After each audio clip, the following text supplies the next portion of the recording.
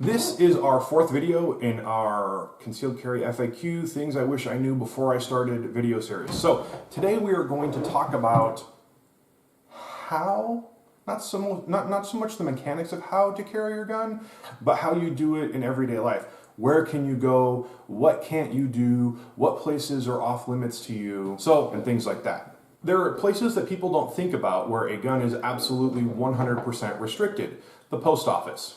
What? Yes, the post office. The post office is a federal building. You, as a private citizen, are not allowed to have a concealed weapon or a weapon, period, on federal property. So, where might that be? Well, that's the post office.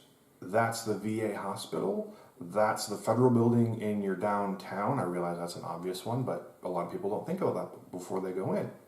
And things like that. Any piece of property that is federally owned is federal property. Now, there's a caveat to that. National parks, President Obama actually signed into law the ability for concealed carriers to carry their weapons into national parks just for carrying it. I actually think that's pretty fantastic.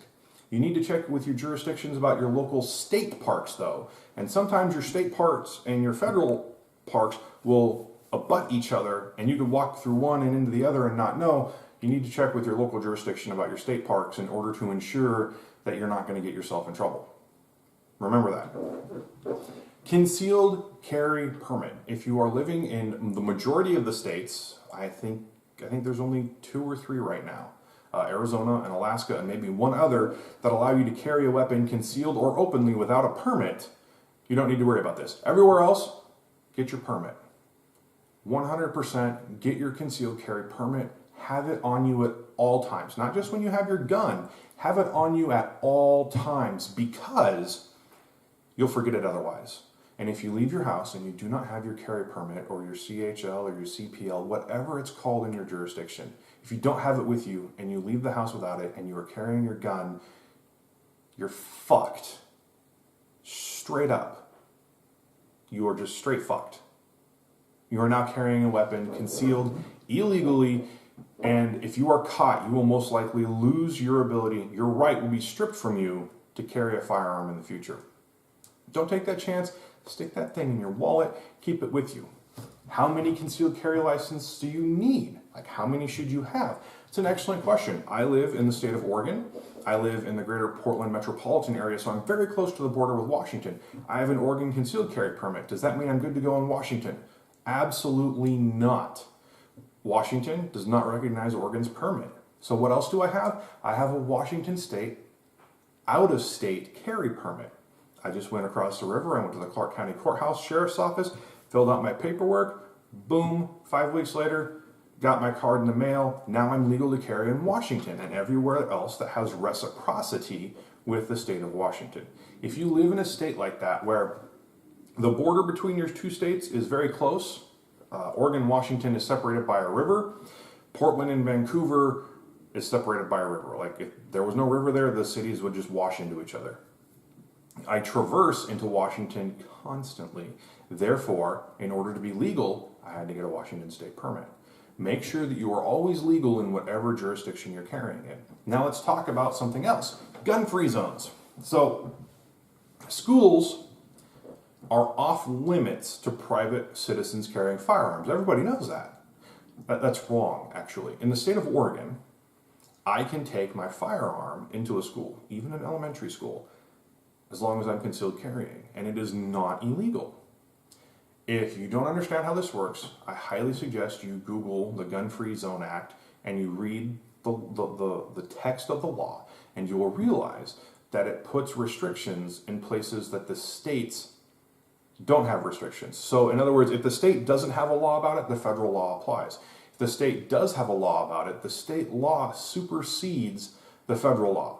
So if the state law makes allowances for concealed carriers in that particular gun-free zone, then you, as a properly licensed and legal concealed carrier for that state, are allowed to carry your gun there. Now, if I go across the river into Washington, it changes completely. I cannot carry a gun into a school except in certain circumstances. If I remember correctly, it's something along the lines of, you can carry a gun onto school grounds when you are attending a function that is not exclusive to the school. For instance, Little League, softball, football, baseball, those types of things often use school gyms or school facilities to hold their games, their matches, their practices, but those teams are not affiliated with the school and those practices happen after school hours. In the state of Oregon, I can take my firearm into a bar or other such establishment, and I can even consume alcohol while carrying. In the state of Washington, that is 100% illegal. So, you need to be aware of the laws that govern you depending on what jurisdiction you're in.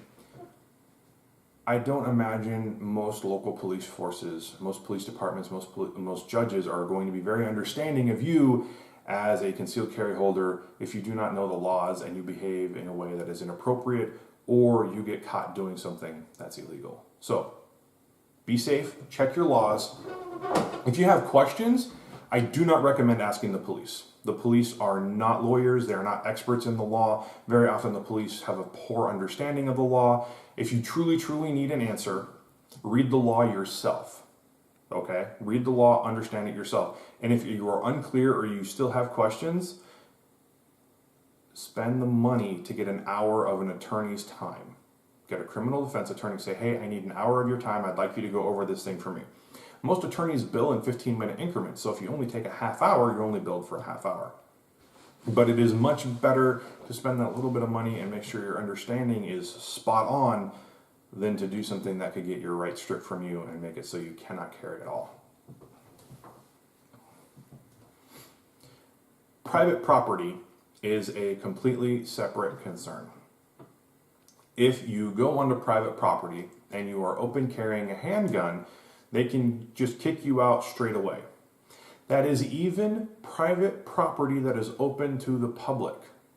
You as a gun carrier are not a protected class. Anti-discrimination laws do not apply to you. Even if you are a black man open carrying a gun and they kick you out because you are carrying a gun, you're not protected by the law. They didn't kick you out because you were black, they kicked you out because you were carrying a gun. If you come back after they have asked you to leave, you can be charged with trespass. And then you can be arrested and go to jail. The cops would not like to be called to that particular scene to deal with you because you didn't leave a place you were asked to. Concealed carry is a little different.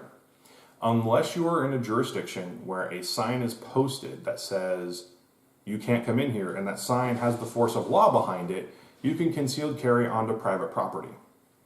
However, if they find out you are concealed carrying and they ask you to leave and you do not leave, again, you can be charged with trespass. It is very important that you understand the nuances of this and you don't do something that will get you into trouble. Now, again, it's important to know your local laws because oftentimes someone will put up a no gun sign, but there is no force of law behind it. So for instance, if you knowingly take your handgun into an establishment that has a sign that says no guns allowed, and that sign has the force of law behind it, you can be charged with a crime. Now, if you take your handgun into an establishment that has such a sign, but the sign does not have the force of law, you cannot be charged with anything until you're asked to leave, you fail to do so, and now you're obviously trespassing. I hope that's all clear. If you have any questions, please ask below. I'll do my best to answer. I'm not a lawyer, and I probably haven't researched the laws in your state. That's what you need to do. You need to check the laws in your own state.